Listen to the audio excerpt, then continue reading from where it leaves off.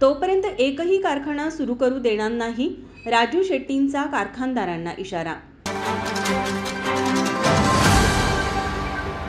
राज्यात यावर्षीचा हंगाम 1 नोव्हेंबर पासून सुरू झाला।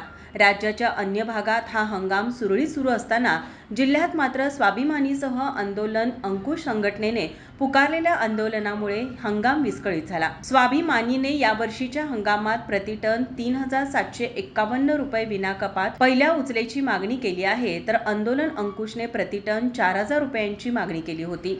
संघटनांनी आपल्या मागण्यांसाठी ऊस वाहतूक करणारी वाहने अडवणे, त्यांची हवा सोडण्याबरोबरच वाहनांची पेटवापेटवीची आंदोलने केली। या आंदोलनाची दखल घेत प्रादेशिक साखर सहसंचालक संगीता डोंगरे यांनी जिल्हाधिकारी अमोल येडगे यांच्या उपस्थितीत जिल्हाधिकारी कार्यालयात सर्व साखर कारखान्याचे अध्यक्ष, कार्यकारी संचालकांसह संघटना प्रतिनिधींची बैठक आयोजित केली होती। या बैठकीत संघटनांच्या मागण्यांवर चर्चा करण्यात आली। यावेळी राजू शेट्टी म्हणाले, जिल्ह्यातील 8 कारखान्यांनी मागील हंगामाची FRP थकवली आहे, त्यांच्यावर अद्याप कारवाई झालेली नाही। FRP पेक्षा कमी दर जाहीर करणे म्हणजे कायद्याचा भंग आहे।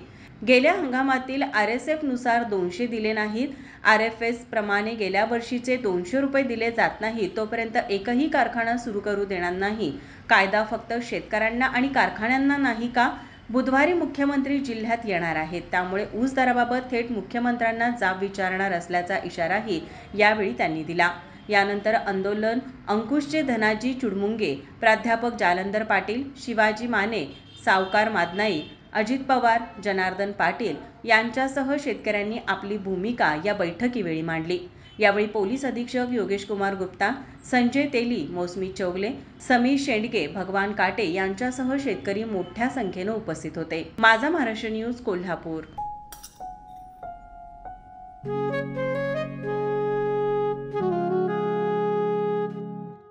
बाबा, आज येताना बासुंदी घेऊन या ना।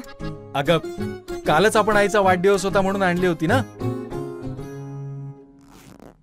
ऐकलं, गोकुळची बासुंदी पुन्हा खावीशी वाटतेय। खरं सांगू, मलाही खावीशी वाटतेय। पुन्हा पुन्हा खावीशी वाटणारी गोकुळ बासुंदी।